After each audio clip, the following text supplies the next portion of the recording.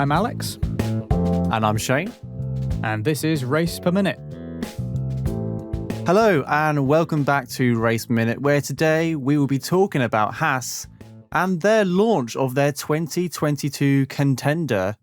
I believe it's called the VF-22, which is their seventh competition car in the Formula One FIA World Championship. So it's remarkable because Haas has kind of been at the back of the grid for the last couple of years, and here they are, first, straight off the line.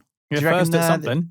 They're first at something, and they've done the first livery and car reveal for the 2022 season. So let's move on. Alex, over to you. Well, we usually talk about the actual launch itself, and there's usually some kind of program or live stream, or they'll have some kind of pre-recorded thing. And if you're AlphaTauri, lots of people walking around, lots of attractive models looking vaguely non-human, wearing nice-looking clothes and the like. But no, Haas, they don't go in for that. As usual, they have dispensed with the formalities of all that sort of thing, which in a way I kind of respect. Because yeah, so do I. I know it's probably because they're just looking to save money where they can, but as much as I love the weirdness and the silliness of F1 car launches, I rather like having one team that on the grid that just unceremoniously plops a render on Twitter and is like, right, see you in testing, like, yeah, we're done. And just leaves it at that. I kind of respect that. So when it comes to the launch, there's not a lot to say. There were also some articles, some slightly sort of puffy articles on the website where it was all sort of, oh yeah, we're going to try and move forward and we're going to try and, go into the new season. We've struggled in the previous season, etc., etc. Lots of that sort of thing. I think that they find themselves in an interesting place, Haas, because it can't get any worse. They've literally just come off the back of the worst possible season that a team can have in Formula One, which is not just being last, but being last all the time and by a significant margin. So it can't get any worse. So they kind of don't have any expectations for them, which is a good thing, really. They don't have to live up to anything. They can just focus on trying to, claw their way back towards a respectable position in the F1 world. They also have a new design studio at Maranello. So their close ties with Ferrari continues. They have Simone Resta, who was at Ferrari for quite a few years. He's their new technical director. So it's still a little bit unknown for Haas, but I think they're in a strangely good position, not really having expectations and knowing that it surely can't be any worse. It's interesting you mentioned those ties to Italy because I was reading articles earlier on today, and Ferrari, due to this cost cap era we're now entering, had to second a load of staff to the Haas team because they had too many staff, basically. And so those people have been seconded, and they've had to leave their role as Ferrari engineers and Ferrari designers because they can't work for two teams at the same time, and they can't be in between two jobs at the same time. They have to now move fully across to the Haas team, which are now situated pretty close to, the Ferrari team. They were within a kilometre of each other, but their ties are completely, separated. Obviously, there are parts of the car you can bring across from partner teams, and there is a list available online on the F1 website of what you can copy or what you can borrow from other teams. But there's also a long list of parts you have to design in-house, and that's what Haas are doing with their newly founded design team, which I find quite interesting. And it's also very interesting because you mentioned they've got nothing to lose and everything to gain, which, I really hope Haas move forward this year because, like you said, it'd be really hard to have a worse year than the 2021 season. But if they don't move forward and they just stay the same, that for me is pretty catastrophic because they went into 2021 openly admitting that was it. In Bahrain, they were like, this is the car we're racing for the rest of the year. And you saw that car get progressively worse throughout the 2021 season because all the other cars around it were getting slightly better. So hopefully, where they've chosen to put all their eggs in the 2022 basket, they get some reward for doing so. And it's exciting times. It's Haas. Anything can happen. It's Formula One. Anything can happen. But they've definitely got nothing to lose and probably everything to gain. Yeah, their original foray into the sport feels a very long way away. When they finished fifth, didn't they? Was that 2018? Was that Rich Energy time? That was Rich Energy Rich Energy time. was 2019. Wow. That seemed like a long time ago, but it was actually quite recent, wasn't it? Yeah, I sort of don't even want to say their name, really. But no, that's fine. Don't give them any oxygen.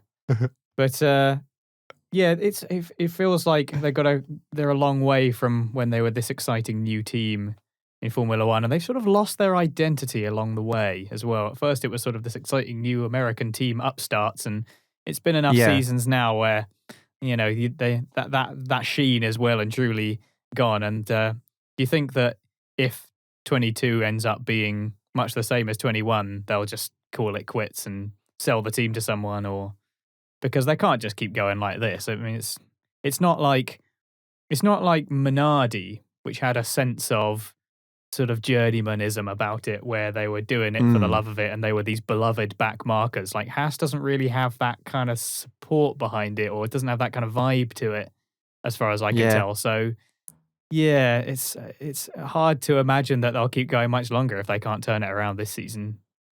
There's only, for the investors, there's only so much money you're going to put into a team, isn't there, at the end of the day? You can have as much money as you can imagine, but you're only going to give a team so much money before you go, actually, this isn't what I want, this isn't working out. But I really hope it doesn't come to that, because we've seen teams in recent years, like Caterham disappear and Marisha disappear from the sport, which has been really sad. And I don't want to see Haas go, because they are a really new team. Actually, not in too the grand new, scheme of things. They're still kind of new, aren't they? But yeah, but they're not the newest boys on the grid. We've got Alpine and Aston Martin now. Technically, yeah. Yeah, there's technical bits about that, but Haas is I still believe. I think it's still got that American kind of feel to it, but they just need to. I think with a couple more positive results and scoring a couple of points, they'll really get the fan base going again, and we'll start to feel the love for that team. Well, see, I don't think they do have an American thing going on. I mean, even if you just ignore the livery, and I know there's the whole Russian flag thing with the livery, we'll come to that. But if they were a proper American team, surely they should have done a big bombastic launch with lots of fireworks and true. Like that would be a more traditionally American thing to do. But I feel like, listening to podcasts over the last 3 or 4 years, all the Americans were very excited about Haas and how this is an American team, an American-owned team coming into the sport, and everyone was rallying behind them. And that's slowly feathered out over the last couple of years due to the lack of performance and maybe some questionable decisions and hires, and there's various bits and bobs. But not much to be proud of, is there? Not much to be proud of. I'm really hoping maybe moving forward into, I'm not saying they're going to score points this year. Hopefully they score points this year. I think they want to score points quite regularly this year, but we'll get that fan base going again. And they might start then being more American, being more bold, because they've got stuff to be proud about. And then maybe they'll have the resources and the money to do it as well. Maybe. Points mean prizes, everyone. Let's have a little prod around of the sort of technical side of this, and there's only so much that we can go on here, because obviously what would these be being renders and the like, and no team is going to fully show their hand, are they? So we can only really sort of guess at a few bits and bobs, and I don't really want to do too much of that, because we're basically just looking at what we're about. Yeah, we're just looking at some renders, really, aren't we? So clearly this isn't the show car that we've seen. I mean, that much is obvious. But it's obviously not going to be the real thing either. There's sort of some interesting side pod and nose design when you compare it to the sort of model show car thing that we've seen before with that god awful holographic livery on it. Oh goodness, yeah. Hopefully nobody's going to copy that. But yeah, it's got this sort of interesting side pods, because it's really, really wide and sort of chunky compared to the previous year's car, but also has these sort of small little inlets and that are sort of tucked into the inside of the car, and it has quite a sort of smaller nose as well. And also, it doesn't look like it has the DRS bit on it, isn't it? Interesting you say that, because it is missing. It's missing the DRS render, because there's no reason as to why, because it's actually just showing a rear wing with no DRS flap. It's not showing the mechanism at all. So we obviously know that the Haas car will launch with a DRS system, because it's been in the sport for many years now. They turn up and just they're as like, we were saying, things can't get much worse. I thought we didn't have DRS anymore. I thought we weren't. Are we still doing that? Yeah. Oh, guys. Oh dear. Back to the shop. But yeah, there must be a reason why, if they just haven't implemented it yet, or they just don't want to show that design. Also, this is diving really quite far into the picture, but looking at the suspension, those renders aren't complete. It's like two images going together, and there's just like a very, very vertical line with no pixels merging at all. You have to go really far in, Alex. I can see you looking. Zoom in. But it looks like Enhance. there's just two images like stuck together, and so there's no actual render of what the suspension would look like because it's missing loads of parts. So this is a very basic look at the 2022 Haas car, but like Alex has said, you can take some things away from it.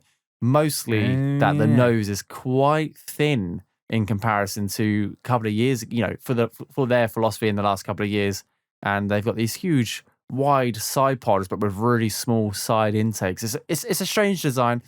Actually, can you call it a strange design? We're going off a render which we're comparing against a model car which was made last year. So I think as these launches progress over February, we'll start to get a better idea of maybe where the cars are going and how similar they were to the model car last year. They still have the slightly more triangular intake at the top. That's sort of similar to the previous car as well. I was just looking at the VF-22 to confirm that was sort of the case. Yeah, it's sort of similar. You were talking about the suspension bits. I assume that's probably like a Ferrari part. So they don't want to spoil the Ferrari part as much as their own. So yeah, it's probably one of those things where that's part of their Maranello ties. So I think they have said that it's what we're seeing here is like an earlier development phase or something. It's like not what the car is now, but it's what it was when they were working on it, and it's not the sort of final thing. So that, which is fair enough. That makes sense. I mean, nobody expects any team to show the sort of whole thing. But what is interesting is that we do get a sense of what the new cars are going to be like in what the regulations intend. Because if you look at like the side view and all the rest of it, there's none of these little veins and strakes and little bits and tiny bobs and bits and things that I quite like that are all over the car in the previous seasons, where you just don't even know what you're looking at. It's just loads of stuff, and it looks like someone's just thrown a bunch of Lego on the side of the car sometimes. But there's none of that on this. It's very, very simple, and that to me is a good sign. I think that's encouraging because it seemed like all the aero had got a bit silly. So the regulations hopefully working as intended here and keeping things nice and simple, and we'll see if this car's got any cop when it comes to testing, I suppose. Absolutely. So Shane, what do you think of this? What do you think of this livery? I feel like we're just going to have a repeat of the conversation that we had last year because it is almost identical. It's pretty much identical, yeah. Now, last year's livery, after seeing it on track, I really didn't mind at all. I know you, Alex, if I remember correctly, were a very big fan of this. It was you complimented the designer on Twitter from the RacePerMinute account. If you don't follow it, you should, because they got a lot of stick for the Russian kind of the flag. But the design itself, the livery itself, despite the colours, I really like. It's really striking. It's got like an old school effect with the bright, bold colours, predominantly white, which we haven't seen in a car. Williams have done it recently, had a predominantly white car back in the Martini era a couple of years ago. But I really like this car. I really like the white and the blue and the red. Some would say it's American, some would say it's Russian. But when it comes to the livery, I think you already mentioned on Twitter today, if it ain't broke, don't change it. And I'm kind of glad it stayed the same, although I really hope going forward throughout all these launches that we don't just get a copy and paste of last year. And there's going to be a couple more teams who do exactly the same. So hopefully there's some variety coming up. What's your thoughts on it? Well, I feel like repeating the same thing that I said last year, which is that all they need is to add like a star or two to add a little bit of the avoidance of doubt of the Russian-American thing. And it will work as either way, but they haven't done that for whatever reason. It would look great. I think it's important to remember with liveries that we don't necessarily, it's not just they put the car and they give it to a designer and say, make us something beautiful as long as it's got these colors. It's my understanding that sponsors and the like have very specific requests when it comes to what it looks like and the colors that are used and where those colors are used. And also the design has to work with things like how it's viewed when it's on camera. And I think there's an incredible number of considerations. I don't know exactly what it is, but anybody who's it's not, there's design and there's art, which are like two different things. So, anybody who understands this design aspect better, perhaps they could let us know and see, let us consider the sort of different things that you have to think about when you're designing something like this. But yeah, my thoughts on the livery in general, I still really like this. I think it's clean. I think it's simple. Part of its simplicity comes from the fact that they could do with a few more sponsors, but I really don't understand the dislike of the sort of Russian flag thing. I think it looks kind of neat. And, if I were a fan, let's say this were McLaren and, that some Russian sponsor came on and saved McLaren and kept them in the sport and they put a Russian flag on it, I don't think I would mind. I think I'd be like, fair dues. So you've kind of earned the right to stick that there, to be honest. But just taking the look on merit alone, I think it looks good. It is pretty much the same as last year, but I like that as well. So I don't really mind. I think it's more of a matte white this time, I think, whereas it was a bit more glossy last year. But yeah, I like it. It's kind of retro. The numbers aren't quite as retro as they were, I think. But yeah, I still think it looks good. And I like the race suits and the clothing that they have that goes with it as well. So I think it works as an overall look. Yep. Maybe they could have added a few stars in order to make a bit more ambiguity in the Russia-American thing. But it looks good. I like it. And we're going to see it for real on the first day of testing. Haas have confirmed that obviously this is a digital render, and that's expected because they're not going to showcase their almost finished car, because we'll be racing in this time next month, I think, if my maths is correct, or near racing this time next month. So the first time we'll see this will be the first day in testing where they'll drive it out on track, and then I'm sure there'll be some secret photographers taking pictures and plastering them all over the internet, or there might be a media team there doing it for Haas. Either way, we'll get to see it in a couple of weeks' time. Everyone will have their snipers out in force to keep anyone off from taking photos. I still don't quite know exactly how that's going to work, but we'll this closed door event. Yeah, I mean, how in the modern world, how secret can it really be? Like We'll see, I guess. Almost feels like we're going a little bit backwards, aren't we? We've had all this social media about Formula One, all the YouTube, all the TikToks and Instagram, and yet we're going to have this closed closed session for testing. I think, we're just taking a step back 5 years when we weren't allowed to view anything on TV, and now we are. Anyway, that's another talking point, but I'm looking forward to seeing this car on track and seeing how good it looks. I like the matte finish, and I hope they keep it. Speaking of Instagram, I saw that Kevin Magnussen posted on Instagram, giving a bit of a roast. If you haven't seen this, he posted saying, at Haas F1 Team 2022 car looks fire emoji, but he's posted a picture of Herbie, the Beetle, which it is very similar to be fair. And I think Herbie looks good as well. So I mean, it's a good roast. Herbie. It's a good roast, and it's also kind of true as well. So, yeah, I think it's funny, but also kind of a compliment at the same time, I think. So, Kevin Magnussen on good form, good to see he's doing well. Yeah, I guess it is a bit Herbie-esque, but I don't mind that. That's fine by me.